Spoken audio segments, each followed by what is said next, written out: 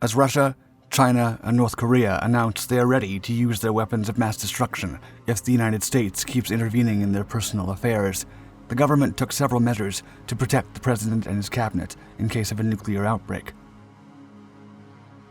That's where the Doomsday plane came in, an aircraft designed to be an airborne command post for the government and the military. Valued at around $200 million, the Doomsday plane can stay in the air for days and withstand the electromagnetic pulse of nuclear explosions. Some of these secret aircraft have been recently spotted performing unique maneuvers, prompting a media frenzy and increasing the tension between already dueling nations.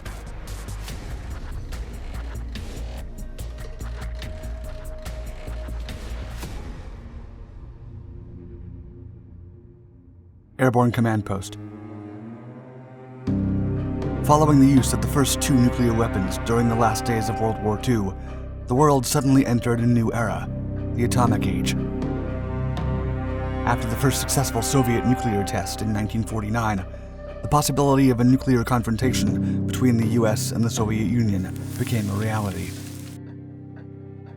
An ongoing nuclear arms race between the nations soon followed. The doctrine of mutually assured destruction, or MAD, which contemplated a full-scale use of nuclear weapons by an attacker, got the US and Soviet chains of command thinking about how they would react to such an outcome if they were the defenders. The PAX, or Post-Attack Command and Control System, was the American solution. The project was a network of air and ground communication sites that could be used before, during, and after an atomic attack on the US. PAX ensured that the Department of Defense would have total control of the country's nuclear arsenal to counterattack effectively. General Thomas S. Power, from the Strategic Air Command, believed that it was possible to have continuous command of the nuclear arsenal in an airborne platform equipped with the latest communications tools to retaliate against the enemy, even if the ground headquarters were destroyed. To achieve this, PAX used one specific asset of the Strategic Air Command: the Looking Glass. Operation Looking Glass. The Looking Glass mission began on February 3, 1961, months before the failed Bay of Pigs invasion backed by the CIA and the Cuban Missile Crisis.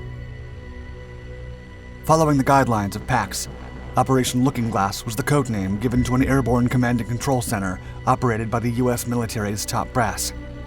The name came from its similarities with the command and control functions of the underground Strategic Air Command headquarters at Offutt Air Force Base in Nebraska. The original Doomsday aircraft were 5 modified Boeing KC-135A Stratotankers. One of them was kept in the air 24 hours a day to ensure the continuous flow of communication between the underground base and the Doomsday plane. The KC-135A Looking Glass aircraft were airborne from February of 1961 until July of 1990, when they were put on ground alert 24 hours a day. The purpose of the operation was to provide total command and control of the U.S. nuclear arsenal if ground command centers were jeopardized or deemed inoperable during a nuclear attack.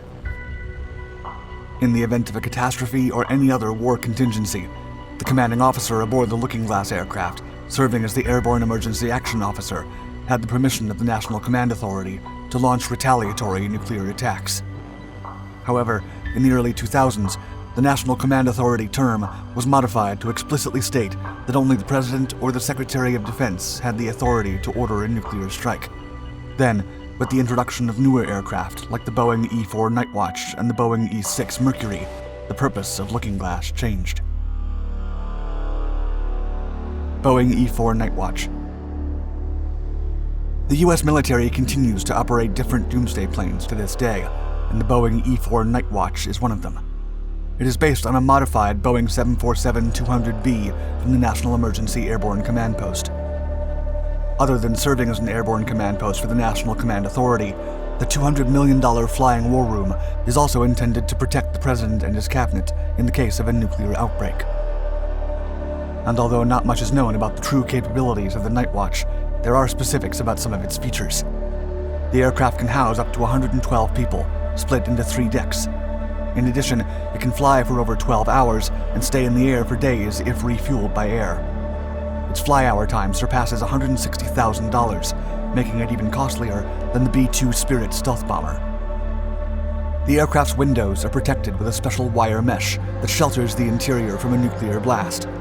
Moreover, a small hump at the front, known as the radome, houses sophisticated radar systems and antennas. The aircraft's front houses the president and senior military personnel, while the upper section has room for 20 Air Force personnel, where they can sleep and relax. There's also a secure conference room, where the president and his cabinet can issue war orders. Similarly, the briefing room, located at the midsection, is an open area where the rest of the staff can convene. There are also small cubicles for military personnel from other branches. It is called the Battle Staff Room, and serves as the primary communications network with other ground bases. Finally, the Communication and Technical Control Room is located at the aircraft's rear, where the personnel can communicate with anyone in the world. 4 Nightwatch E-4s comprise the National Airborne Operations Center and operate from Offutt Air Force Base in Nebraska. Boeing E-6 Mercury. Formerly known as the E-6 Hermes, the Boeing E-6 Mercury entered service in July of 1989. It replaced the EC-130Q, whose primary role was to execute Operation Looking Glass. The E-6 Mercury works similarly to the EC-130. It also serves as the nexus channel between the National Command Authority and all the ballistic missile submarines that house nuclear systems. The operation is known as TACAMO, Take Charge and Move Out. The Mercury can remotely control and launch Minuteman intercontinental ballistic missiles if necessary, using the Airborne Launch Control System. The aircraft has a very low-frequency communication system that can reach up to 60 feet below sea level. That way, the submarines lurking in the shadows can pick up messages and transmit them. Still, there are technological limitations to this secured data transfer. The rates to transfer information are slow, giving priority only to short emergency messages. And to receive the transmission, both vehicles require a considerable number of antennas. Moreover, the Mercury's primary antenna is over 5 miles long, with a shorter one deployed via an opening on the aircraft's tail. When submarines are fully submerged and do not want to be spotted in the open ocean, a VLF antenna with a buoy can be launched from the depths. Once it reaches the surface, the submarine can remain hidden while receiving the messages. A lone E-6 Mercury was spotted on December 13, 2019, practicing a VLF communications deployment maneuver near the Jersey Shore. These strange maneuvers often last a couple of hours, ensuring the messages are transmitted correctly without interruption. Consequently, mid-air refueling becomes an essential process, as the Mercury burns a significant quantity of gas with every turn. A new Doomsday.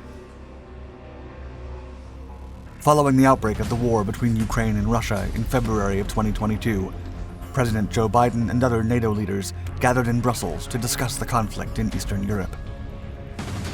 Then, in March, one of the U.S. Doomsday warplanes was spotted over the skies of Europe as part of President Biden's security fleet. Some experts have speculated that this was a direct response to President Putin's threats of using nuclear weaponry if foreign powers intervene in the current conflict. The aircraft was seen circling over a region north of Cambridge and appeared to be heading to the Royal Air Force Base at Mildenhall. It is said that Putin's nuclear threats are creating enough tension for the U.S. Congress to approve the Air Force's 2023 budget request. In 2021, the USAF began developing a replacement for the E-4, but budget constraints have continually slowed down the process. The new aircraft, simply dubbed Survivable Airborne Operations Center, is expected to cost around $203 million. The request pales in comparison with what the Air Force received in 2021 and 2022, with $90 and $50 million respectively. Still, Air Force officials believe the war in Ukraine will bolster the funding of the program to over $610 million by 2025. Thank you for watching our video. Please like and subscribe to our Dark Documentaries channels to find more exciting content. Don't forget to hit the bell icon to be notified of our newest videos.